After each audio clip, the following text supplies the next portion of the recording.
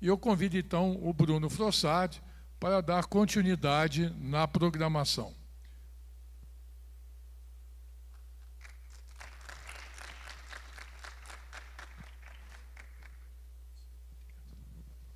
Obrigado.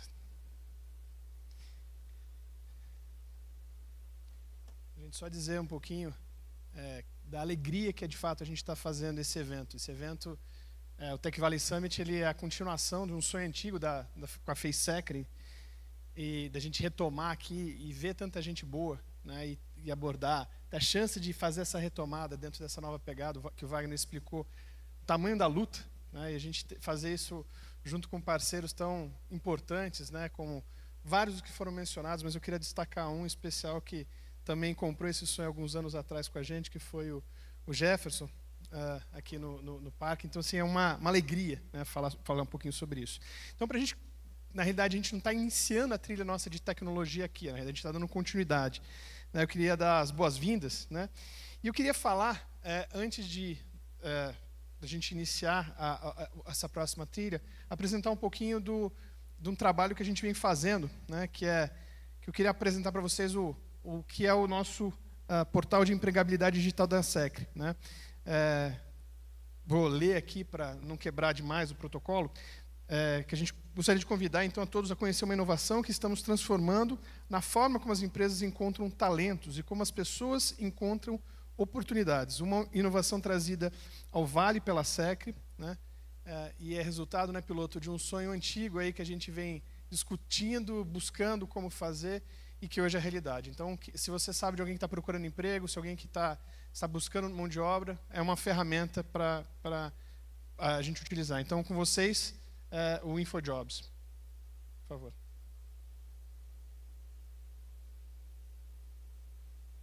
Foi dentro da Fiesp, entre entidades empresariais, que nasceu uma ideia ousada: acabar de vez com as dificuldades dos recrutadores em encontrar profissionais no país. Assim surgiu, no final de 2023, a iniciativa Empregabilidade Digital, um ecossistema único, onde qualquer recrutador pode localizar qualquer profissional em qualquer lugar do Brasil. Hoje, setores diversos da economia e da sociedade já fazem parte, fortalecendo a rede, cada um com seu portal de entrada ao sistema para uso de seus associados e clientes. A ASECRE foi pioneira em trazer essa inovação para o Vale do Paraíba, oferecendo às empresas da região o portal de empregabilidade digital ASECRE Jobs. A solução entrega para quem recruta rapidez, baixo custo, alcance nacional, automação, todos os processos ficam salvos para consultas futuras e a opção de inclusão social nas buscas, entre outros valores. E para os profissionais, aguardam o contato com a empresa, mas com informação sobre os processos em que participam, com controle sobre os seus dados e visibilidade, definindo parâmetros de onde e como querem ser encontrados e segurança para trocar emprego. E tudo isso sem custo algum e ainda com opção sobre inclusão social, entre outros valores. Esteja você do lado do recrutamento ou profissional que procura novas oportunidades, conheça, cadastre-se e teste gratuitamente. Fale conosco, estamos no stand da SECRE ou então entre em contato. Faça parte dessa inovação sem precedentes no país. Enfatizando, é gratuito, é integrado e é algo para realmente fazer a diferença para a vida de muita gente. Então, para a gente dar sequência às trilhas, né, a trilha nossa de tecnologia, eu queria só destacar que a gente tem convidado profissionais com trajetórias e experiências únicas, né? Então, vamos começar ou vamos recomeçar, né, com o professor Jefferson, que é na palestra Pontos de Inflexão em Pesquisa, Ensino e Inovação no Brasil, ministrada pelo professor Jefferson Gomes, doutor em Engenharia Mecânica pela UFSC, diretor do Fraunhofer Project Center e de projetos do WEF. Ele é professor do ITA e diretor de inovação do CNI. E já liderou instituições como o IPT, o Senai, e atua também em projetos globais com a Unesco e o Banco Mundial, voltados à educação tecnológica. Por favor, aproveitem. Professor Jefferson.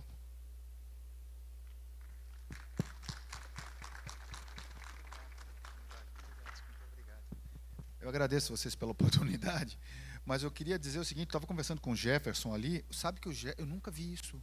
Eu tenho 55 anos, eu nunca vi num evento que o Jefferson foi falado tantas vezes, gabaritou em todos das falas. Desde a primeira só deu Jefferson. Já repararam isso?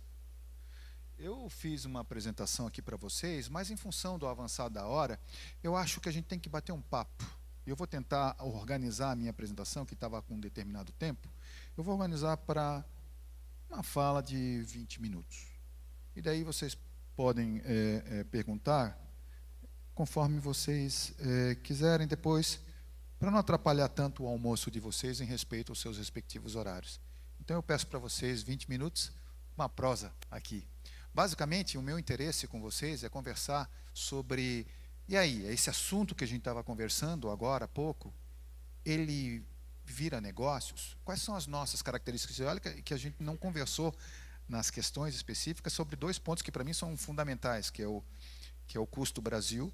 Custo Brasil para mim é fundamental, quem trabalha com empresa sabe muito bem o que significa custo Brasil. E a outra que é uma questão muito nossa, que tem poucos lugares, que é uma questão do Brasil legal. Que as questões de ilegalidades acontecendo. Não sei se vocês sabem, só o setor de combustíveis aqui no Brasil, o 4º maior produtor de combustíveis, a 4ª maior empresa, ela está correlacionada, infelizmente, ao Brasil ilegal. Não o tráfico, mas o crime organizado, ele é responsável pelo nosso combustível hoje no Brasil. É impressionante. Isso é muito forte. Né? Então, dentro do ambiente que eu fui chamado para conversar, o professor Eguti me chamou para conversar sobre, olha, cara, o que você pode conversar sobre pesquisa, ensino e inovação? Pô, falar sobre pesquisa, ensino e inovação em São José dos Campos beira a redundância. Então, o que eu posso fazer para conversar de maneira diferente com vocês? Entender demanda. Eu acho que demanda é uma coisa fundamental. E eu falo para todo mundo sobre aquele papo que eu conversei com vocês sobre tecnologia e-mail. Para mim, ela é extremamente e-mail e em mudança muito forte ultimamente. Eu sou de uma geração em que a minha geração, meu pai teve 4 filhos. Só que meu pai é irmão de 13 filhos. Eu tive uma filha. Em termos práticos, bem práticos para vocês, nós aqui nesta vida terrena que nós temos aqui, estamos vivendo nesse momento, nos encontramos nesta vida aqui, provavelmente daqui a 50 anos, nós dois não estaremos mais aqui, que isso faz parte da existência, o morrer, o nascer e o morrer, não é? Faz parte. Quando nós nascemos, a expectativa de vida no Brasil era algo por volta de 55 anos. Hoje, na Zona Oeste de São Paulo, 83 anos. Se eu desloco 13, 14 quilômetros para a Zona Leste de São Paulo, 67 anos. E não é porque os 80 estão vivendo menos. É porque lá você tem a criminalidade mais forte e mata gente mais jovem. E daí você tem baixa a média. Então, o Brasil está numa velocidade grande em termos de vida. Nós somos os G20, nós fazemos parte de 20 países mais ricos do planeta. Significa que a nossa população está vivendo dentro das médias da população mundial. 83 anos. O ser humano não conseguiu sair desses 83 anos nos últimos 15 anos. Então, com o desenvolvimento da genética, espera-se que o ser humano vai viver em torno de 100 anos. A expectativa para os próximos 20 anos que a gente chegue nesse ponto. O que é interessante dizer, de maneira pragmática, que quando nós passamos pela Covid, nós aqui, terrenos, nós ficamos marcados por uma pandemia, que é natural do ser humano, lembra? Peste, fome, guerra, vários livros falando sobre isso, é da nossa natureza, as pestes. Há 10 mil anos, desde que a gente resolveu ficar no mesmo lugar, começa a ficar difícil, a gente começa a ter contatos com animais, ficamos próximos uns dos outros, é a coisa mais normal que tem. O fato é que nós vamos nos lembrar da peste. E quem estiver vivo daqui a 50 anos e estiver nascendo, para ele, o ano de 2020 será o primeiro ano na história da humanidade que o número de pessoas com mais de 65 anos suplantou o número de pessoas com menos de 5. Isso é muito forte. Isso é muito forte. Porque se você é um desenvolvedor de produto, você tem que projetar produtos neste mundo. E é aí que é a grande diferença do jogo. A gente não sabe fazer ainda. A gente está passando por esse momento. O carro está andando e a gente está tentando se adequar. E a forma de adequação disso... e tem um detalhe. Como nós criamos uma sociedade neste formato, sociedade baseada em consumo muito intenso, e tanto é que os países são medidos pelo PIB. Necessariamente pelo PIB, não é pelo outros conjuntos, são pelo PIB, que é a capacidade das pessoas consumirem. Se você está num país que não se consome, não é um país que cresceu. Nossa ideia de crescimento é consumo.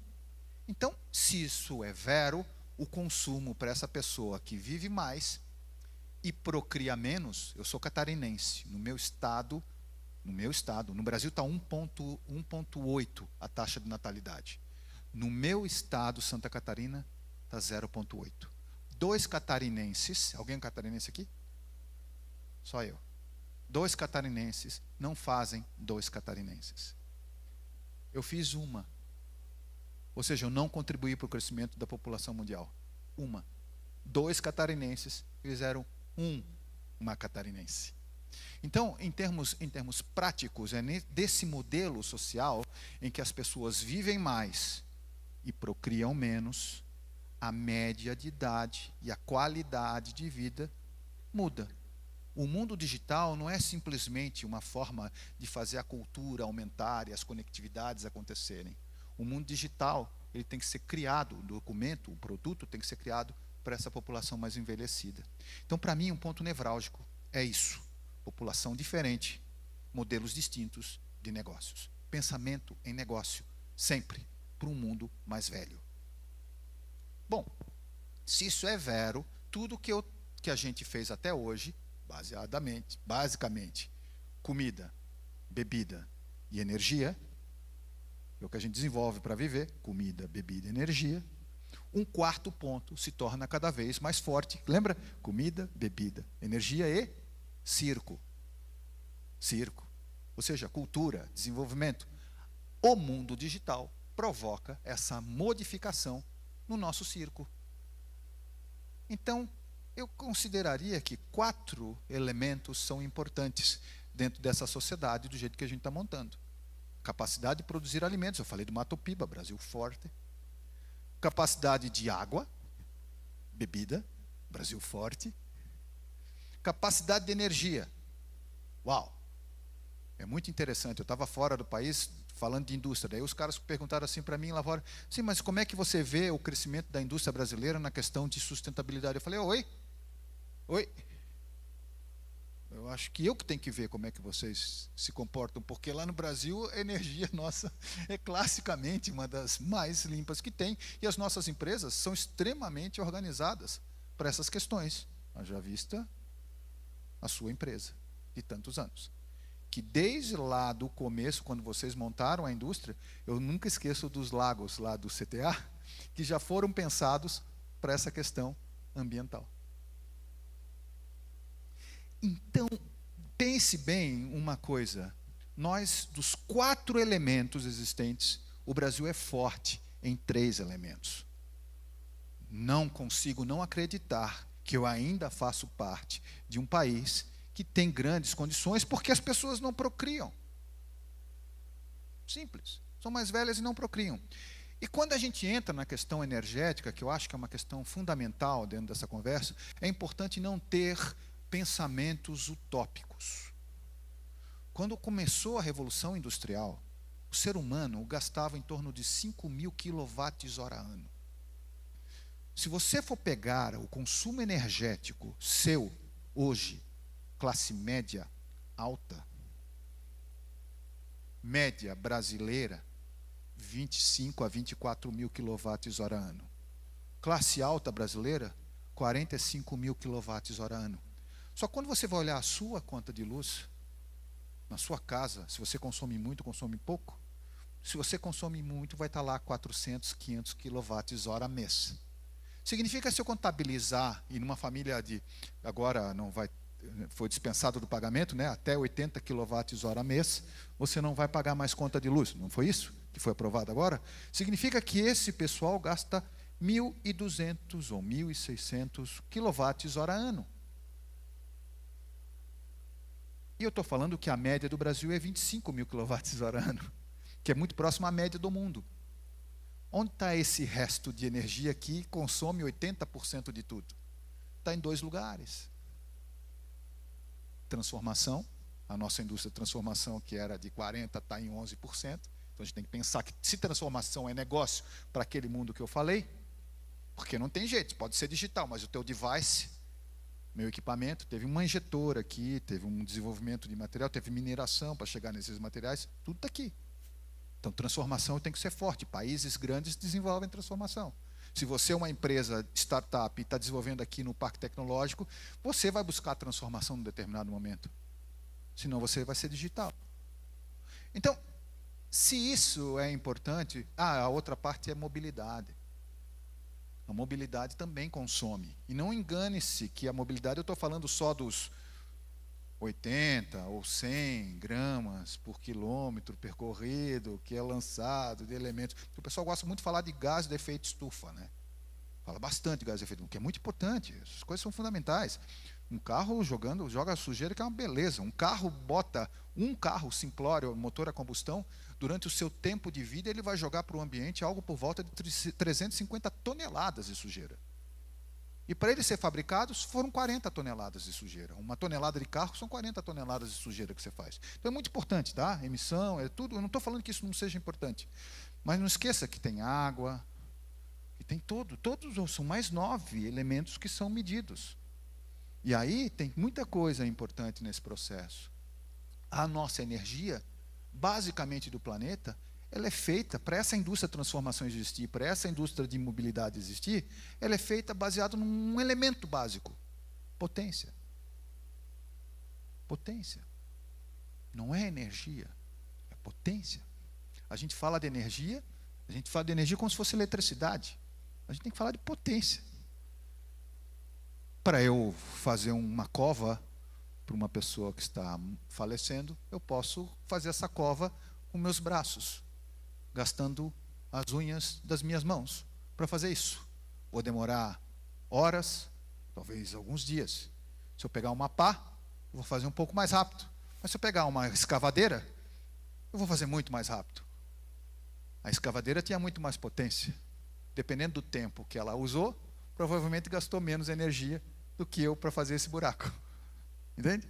Ou seja, a gente calcula errado. Mas uma indústria, 1 megawatt de energia, de potência, 1 megawatt de potência, eu consigo abastecer no Minha Casa Minha Vida 5.000 casas, 4.500 casas, 6.000 casas, depende do modelo da casa.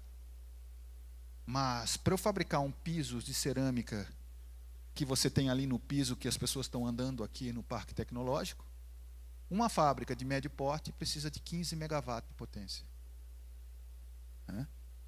Indústria de transformação é caro. São poucos países que podem produzir energia. É fato que o Brasil é um desses. É fato. Portanto, se você vai desenvolver produtos relacionados à energia, bom. Aqui é bom para isso. É energia solar, como falou o colega, com película. Eu discuto que às vezes os materiais não dão mais. Já perdemos, algumas guerras nós já perdemos. Mas por exemplo, hoje no Brasil a gente tem 40% de curtailment. Vocês sabem o que é curtailment? Os cataventos estão funcionando lá no Nordeste. O equipamento solar está funcionando lá no Nordeste. A capacidade dos cataventos e dos coletores solares no Nordeste brasileiro é impressionante. No Brasil, a gente tem 190 a 200 gigawatts de potência. Só de vento, nós temos algo por volta de 2.000 gigawatts de potência. Só de sol, algo por volta de 25 mil gigawatts de potência. É uma coisa brutal. Brutal. Mas, enfim, como o nosso sistema elétrico tem mais energia hoje, 40% do tempo dos cataventos, eles ficam girando, sem produzir energia. Bom, mas se a gente fosse pensar de forma estratégica, esses cataventos deveriam estar armazenando vento. Com bateria, com hidrogênio, com qualquer coisa que você possa imaginar. É negócio, gente. Está claro e evidente que nenhum país desperdiça energia. Está claro e evidente que esses cataventos estão trabalhando. E sabe o que acontece? Não se produz mais catavento porque não tem necessidade de catavento mais lá. E nosso iteano, Bento, foi o precursor disso no Brasil. Pô, mas a gente vai perder isso? Então, e o que é interessante é que quando as pessoas falam de economia de energia limpa, dos 24 mil megawatts, isso aqui é quase nada. Vocês podem olhar lá o rosinha, o amarelo, que é nuclear, né? o hidroelétrico, é quase nada perto de gás, petróleo e carvão. Sinceramente, se o país tem gás e petróleo, a gente vai perder? É isso mesmo? No mundo do jeito que ele é hoje, que ele é medido por PIB e que o ser humano é voraz por energia, consumo energético, só cresce. É só ver a quantidade de energia que você gasta na sua casa para botar LED e quanto que você gastava para botar incandescente. Você gasta mais energia hoje com LED, porque com incandescente, é óbvio que a lâmpada não, mas na totalidade que você gasta. Porque você colocou mais LED. O ser humano gosta da luz. E o que é interessante é que alguém aqui é contra os 17 ODS? Alguém aqui é contra? Creio que ninguém seja contra. Alguém é contra que a fome seja retirada do planeta? A gente desperdiça alimentos para 1,5 bilhão de habitantes. A gente tem 1,5 bilhão de habitantes na fome no planeta. Alguém aqui é contra isso? Ninguém é contra. Alguém aqui é contra a redução das desigualdades? Não estou falando se você é ideológico, esquerda, direita. Dane-se, é só ir na igreja. Ou não vá, olha na rua. Alguém aqui é contra isso? Ninguém é contra. Mas saiba que se nós somos medidos por PIB, e a média do mundo é de 24 a 25 mil kWh ano, quando eu tiro as pessoas da pobreza, eu trago para onde? Para 25 mil kWh ano. Que é isso que a gente está fazendo, em termos práticos. Se nós atendermos todos os 17 ODS, precisaremos de 35% mais alimento, 40% mais água, 50% mais energia. Percebe, se você está montando negócios, os teus negócios são para racionalizar isso. É óbvio. Esses são negócios que valem por quilo. Para eu comprar esse teu celular que você está me filmando, eu preciso de aproximadamente 70 sacos de soja. Ele vale $5.000 o quilo, o celular. Tem 150 gramas ali. $5.000 o quilo. Se eu pegar esse celular, tudo que está ali dentro daquele celular e colocar dentro do nanosatélite da Visiona, vocês concordam comigo que eu vou ter colocado um monte de tecnologias que estavam ali também, que eu posso embarcar? Tem outras que são novas, mas tem muita tecnologia que estava ali que eu embarquei no satélite da Visiona, que está aqui no parque. Vai para $55.000 o quilo. Basicamente, com custeio daquilo, porque aquilo é preço. Um automóvel, por mais bonito que ele seja da BYD, com as baterias chinesas, impecáveis, fornecendo para o mundo todo, um BYD não vale $30 o quilo. Se você pegar as tecnologias que estão naquele BYD, botar no celular, que botar nos nanosatélites, você vai pegar. Então vocês percebam que complexidade econômica é o mínimo que um país tem que desenvolver para fazer esses entendimentos. Se você quer desenvolver a empresa, tem que estar ligado nisso. Nós desenvolvemos empresas hoje no Brasil ainda com o ranço de conhecimento da tecnologia. Eu oferto o que eu sei. Pouco me importa, com muito respeito ao meu colega que me apresentou aqui, pouco me importa de onde eu sou formado. Eu falo isso para todo mundo. Eu não serve nada. Eu fui formado no século passado. Sabe, o meu doutorado não serve para nada mais. A única coisa que estava dizendo ali é que gostava de estudar. Só isso. A gente tem que olhar para as pessoas e falar assim, gosta de estudar? Bora desenvolver. Para quem? Para esse mundo que vive de PIB, para esse mundo que tem questões energéticas, para esses mundos. Você sabe o que são os principais materiais da face da Terra hoje? Eu sou de uma época, de uma geração, que os principais materiais eram minério de ferro. Quanto é que está? Se você é de negócio, você deve saber quanto é que está a tonelada do minério de ferro hoje. Teve um baita de um aumento. Está em torno de $105 a tonelada. $105 a tonelada. Quanto é que eu falei que é o valor do quilo do nanosatélite? $55 mil o quilo, $100 a tonelada. Então, nós somos de uma época em que minério de ferro e bauxita, e são muito importantes e continuam sendo, porque são elementos estruturais, são os mais importantes. Só que todos os tântalo, índio, todos os lítio, tudo que você possa imaginar desses novos materiais, muitas vezes são chamados de terras raras, não porque são raros, mas porque eles são elementos importantes dentro de um elemento, a quantidade de materiais que tem dentro dessa câmera aí que está me filmando.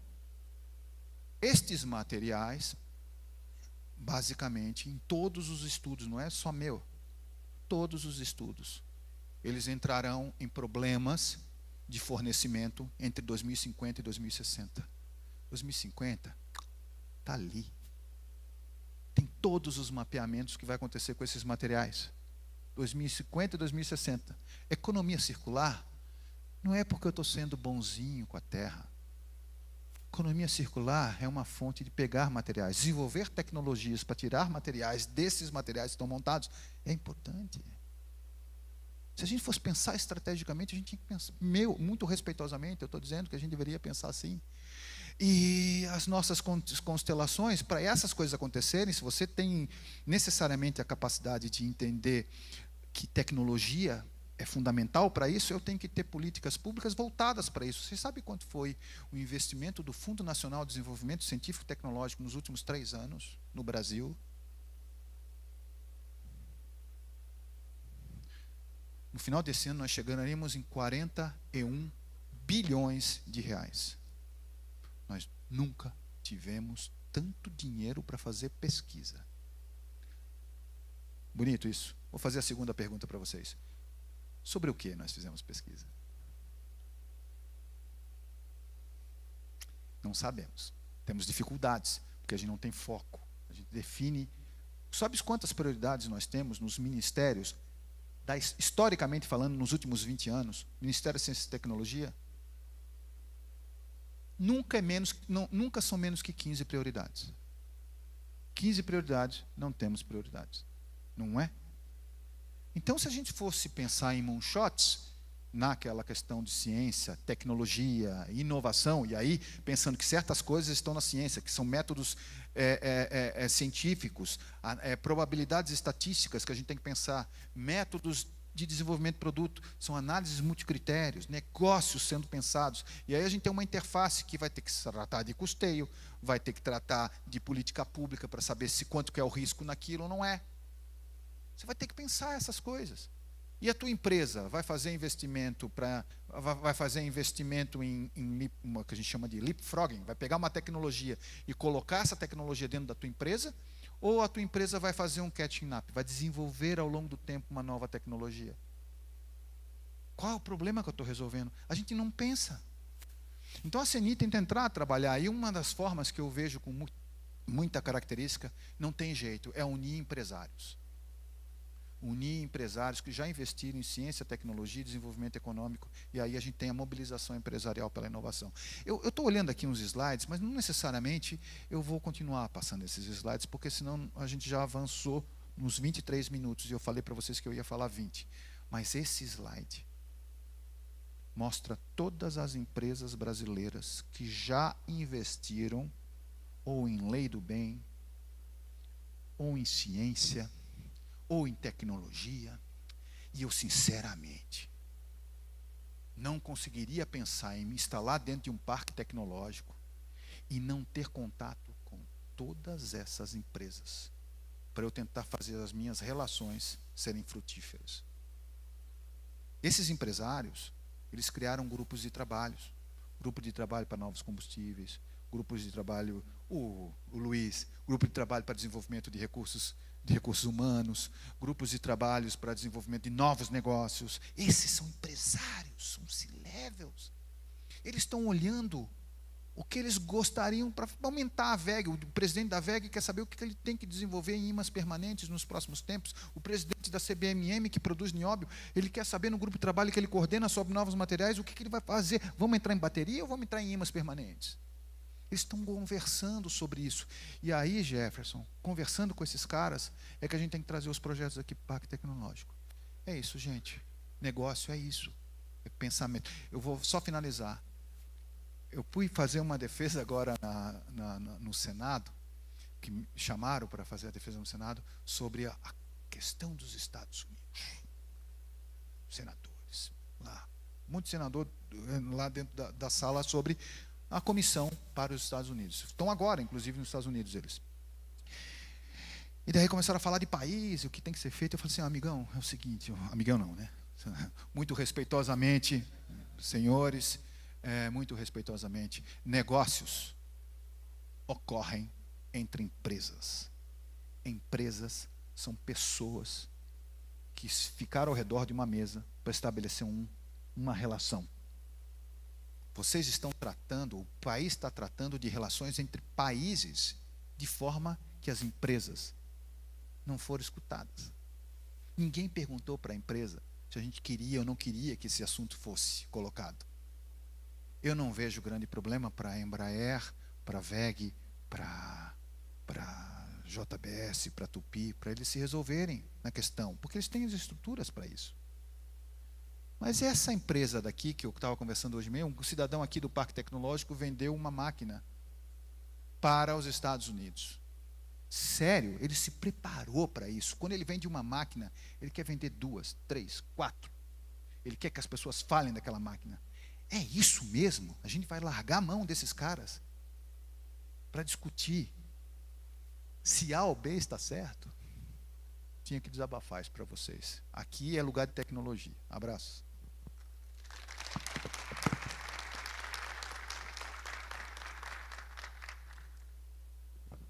Obrigado, professor. Só queria aproveitar, antes da gente encerrar, para aproveitar a palestra que a gente está falando. O senhor falou sobre agregação de valor, né?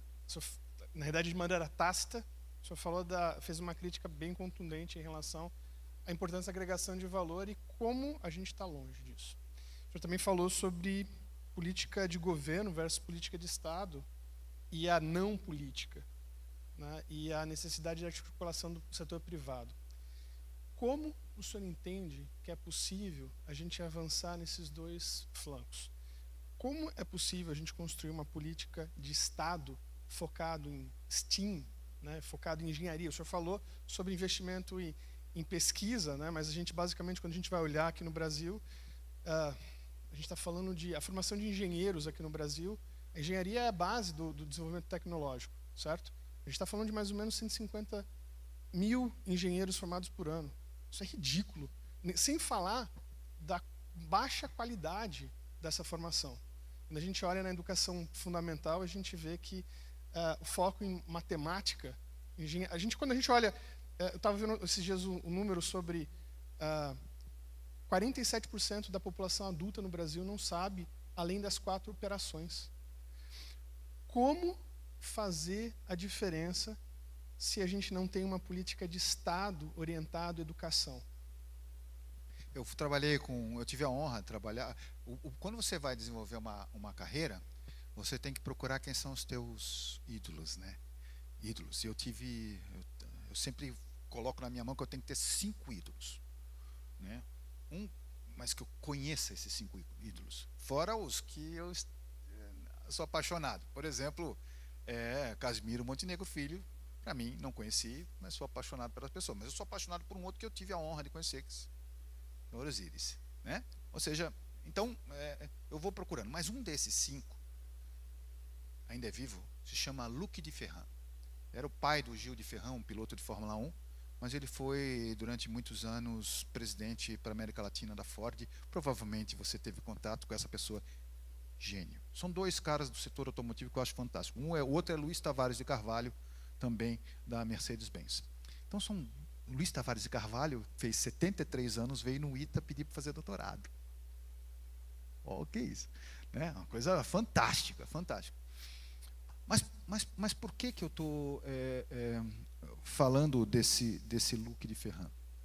O Luc de Ferran, eu fui trabalhar com ele, antes de vir para o ITA, na montagem da fábrica da Ford, na Bahia. E quando a gente chegou na fábrica da Ford, na Bahia, eu me senti como se estivesse na época de Juscelino Kubitschek em que as empresas vieram para o Brasil e eles tinham que montar as fábricas no Brasil. E daí foi criado, nessa época, um sistema de educação chamado Senai. O que é interessante é que, na época do boom econômico do Brasil, o boom, 13% ao ano, 14%, lembra do milagre econômico? Vocês têm ideia de quanto que era a quantidade de pessoas com nível superior no Brasil? Superior, não é de engenharia, 3%. Foi criado nessa época um plano chamado Mobral, porque o Brasil, se você pegar vídeos de São José antigamente, você vai ver o Mobral trabalhando aqui. E o Senai fez uma coisa muito interessante, ele ensinou o pessoal a produzir com as cores. Então, a primeira coisa para o cara ia entrar nas empresas, ele tinha nas máquinas, nas prensas, ele tinha cor verde, amarelo, vermelho. Então, ele apertava verde, vermelho, amarelo, para poder ter menos problema. E olha que o índice de acidentes de trabalho era enorme. Mas a gente cresceu 15% ao ano. Depois, a gente cresceu também num surf, numa bolha de 2008, lembra? Quem não lembra do The Economist? O Brasil crescendo também. Nossos voos são de galinha, obviamente, sempre de galinha, mas voa. Então, e nós, como eu falei aqui anteriormente, nós temos 70% da população brasileira que não terminou o ensino fundamental, amigo. A diferença é que não se trata, no meu ponto de vista, não se trata somente... eu estava conversando com o presidente da IBM, fui almoçar com ele há umas 2 semanas. E ele falou: Jefferson, impressionante como o brasileiro funciona, é incrível. Ele funciona de maneira completamente aleatória. Você faz os teus planos e as pessoas fogem dele. É difícil entender. Vocês não têm ideia, o Brasil é um dos principais países hoje em pequenas e médias empresas que está trabalhando com o uso de agentes de AI. Sem eles entenderem uma guampa de AI. E por que eles estão usando? Porque é mais barato. Não, porque ele não acha gente para trabalhar para ele. Não é porque é mais barato botar um agente de AI. Então, estão colocando para RH, estão colocando para organização um monte de agentes de AI. Eu tenho muita esperança nessa flexibilidade do brasileiro. Se não acreditasse nisso, não me faria muito sentido. Mas sim, nós temos um problema sistêmico. É tradicional, gente e organização. Isso o europeu chama de Intellectual Capital Statement. Né? Existem técnicas para a gente melhorar esse processo. Mas eu vejo tudo de maneira micro daí. Se eu não consigo ser macro, eu vou pela micro. Eu vejo a Embraer, que se desenvolveu neste mundo da década de 70, do mundo de Mobral, e olha como ela é hoje. Em compensação, eu vejo as melhores faculdades do Brasil, com seus cursos de engenharia, com nível de entrada de 2 para 1 vaga, de 1 para 1 vaga. Não estou falando de uma faculdade aqui do lado, estou falando Santa Catarina, estou falando da Unicamp, eu estou falando 1 por vaga, 2 por vaga para fazer engenharia mecânica. Isso é inacreditável. O ITA tem esse número todo porque vocês sabem, vocês são italianos, vocês tiveram condições dentro do ITA para viver. Agora, outros lugares não está fácil, não. Então, assim, eu não vejo, como diz o Luiz Carlos, eu não vejo chance da gente progredir sem educação. Mas é importante dizer, vou fazer perguntinhas básicas. Nós desenvolvemos a reforma tributária. A reforma tributária simplificou o quê? Imposto. Então, o IVA. Só que a gente criou uma jabuticaba, né? Ou que uma jabuticaba que já foi tirada de vários lugares. Você tem duas possibilidades de escolher o que você quer ganhar de IVA. Ou você vai fazer como governante, você vai fazer o teu investimento em aspectos econômicos, ou você vai fazer um investimento em infraestrutura. Você vai ter que escolher. O governante aqui de São José dos Campos, provavelmente ele vai escolher o quê? Econômico. A cidade está arrumada, está tudo certinho. Agora, na maioria das cidades do Brasil, vai o quê? Infraestrutura, ponte, rua, estrada. O que vai acontecer com o desenvolvimento industrial, com a reforma tributária do jeito que foi construído?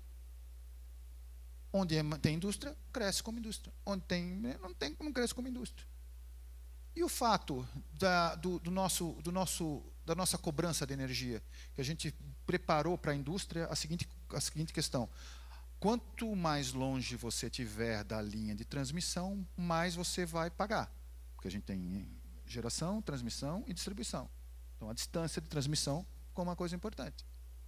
Ora, se todo o nosso sistema de energia foi criado do sudoeste, sudeste para o norte do Brasil, sudeste e norte do Brasil, e a gente tinha um modelo de cobrança, se eu vou levar energia para Ilhéus, ou vou levar energia para São Luís do Maranhão, o preço era o mesmo. Com a mudança da linha, da distância, e com a necessidade de ter energia lá em cima, do jeito que a gente está produzindo, a energia lá do Nordeste vai ficar mais cara ou mais barata nesse modelo? Fica mais cara. Só se você botar a indústria no Nordeste. Com juros de 10% ao ano nos próximos 10 anos, vocês verificam grandes investimentos no Nordeste em indústria? Ou no Norte? Então, o que a gente faz? Então, perceba que, assim, ó, e o custo, eu estou falando de custo Brasil. Né? E a outra questão relacionada à ilegalidade, assim, que é uma coisa absurda. Eu falei só um caso, que foi o combustível. Então, assim, se a gente quiser a indústria pujante, não adianta levantar uma agulha só. Se bem que a principal agulha é gente. Mas você tem que, sistemicamente, por setor, estabelecer quais são essa marionete que você tem que mexer. A mesma necessidade que tem uma empresa de papel e celulose na região de Rio Grande, Pelotas, ali passando pelo oeste do Rio Grande do Sul, a mesma necessidade que tem esse pessoal lá é diferente da necessidade que tem o pessoal que está lá em Ilhéus, Eunápolis, na divisa ali com o Espírito Santo. O mesmo tipo de indústria, formatos distintos. Você sabe qual é o maior PIB per capita do país hoje? Centro-Oeste. Centro-Oeste é o maior PIB per capita. Vocês têm dúvida que vai ter energia lá? Mas a energia no Centro-Oeste hoje é monofásica, não é trifásica. Um vagalume também. Então, assim, ó, perceba que não é uma resposta trivial. Se a gente arrumar gente, nós teremos indústria melhor? Cara, a gente fez uma indústria boa não tendo gente. Então, o Luca de Ferrand chegou lá na Alemanha, depois da Ford estar funcionando. Eu lembro que a gente ia na igreja pedir para o pastor liberar as mulheres para trabalhar.